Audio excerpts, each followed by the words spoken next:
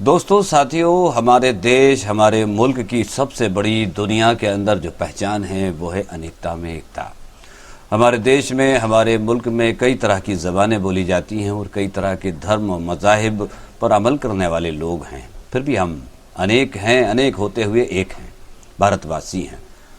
मजहबी बहस मैंने की ही नहीं, फालतू अक्ल मुझ में थी ही नहीं। भारत देश एक अनोखा देश है जिसमें कई धर्मों के लोग निवास करते हैं। हमारे देश भारत में विभिन्न धर्मों के फूलों का गुलदस्ता है। हर 50 किलोमीटर पर बदलती बोली, बदलते खान पान और फिर भी अनेकता में एकता। इस कोरोना महामारी की लड़ाई में कुछ बातों पर जोर दिया गया। पहला, मुंह ढकना, सामाजिक दूरी बनाना, हाथ न मिलाना, हाथ पैर मुंह बार बार धोना और गरीब भूखों को खाना खिलाना। हिंदू धर्म में हाथ जोड़कर नमस्कार करना, पूजा में भगवान के सामने हाथ जोड़कर पूजा करना। हाथ जोड़ने का बहुत बड़ा महत्व है। हिंदू धर्म में आज पूरे विश्व में हाथ मिलाने की जगह हाथ जोड़कर एक दूसरे से मिला जा रहा है। हिंदू धर्म में ये परंपरा सदियों से चली आ रही है। विश्व के बड़े बड़े डॉक्टर्स इस बात पर जोर दे रहे हैं कि हाथ न मिलाएं, क्योंकि हाथ मिलाने से ये वायरस आपके शरीर में प्रवेश कर सकता है। अब हम बात करते हैं जैन धर्म की।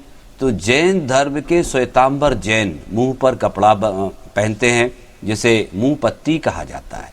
जैन धर्म अहिंसा पथ पर आगे बढ़ने का संदेश देता है। ऐसा कहा जाता है कि हमारे मुंह एवं नाक से असंख्य सूक्ष्म जीव हमारे शरीर में प्रवेश करते हैं, जिससे शरीर में विभिन्न तरह की बीमारियों के होने का डर रहता है। आज इस महामारी में पूरी दुनिया चेहरे पर मास्क लगा रही है और कोरोना वायरस से बचने की कोशिश कर रही है। अब हम बात करते हैं इस्लाम धर्म की। तो इस्लाम धर्म में नमाज को बहुत महत्व दिया जाता है। नमाज से पहले वज़ू करना पड़ता है। वज़ू का मतलब होता है कि नमाज से पहले अपने हाथ पैर मुंह को अच्छी तरह से पानी से धोना। दिन में 5 बार नमाज होती है। आदमी को 5 बार वज़ू करना पड़ता है। आज विश्व के डॉक्टर भी यही कहते हैं कि बार बार हाथ धोइए, चेहरे को धोइए और कोरोना वायरस से बचिए। अब हम बात करते हैं सिख धर्म की। तो सिख धर्म में लंगर का बहुत महत्व है। गुरुद्वारों में लंगर सभी के लिए खुला रहता है, चाहे अमीर हो या गरीब, सिख हो या हिंदू या हो मुसलमान, हर भूखे को भरपेट भोजन।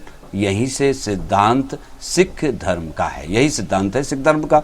और इस लॉकडाउन में सिख समाज ने लाखों गरीबों का पेट भरने का इंतज़ाम किया था और सिख समाज ने ये बात साबित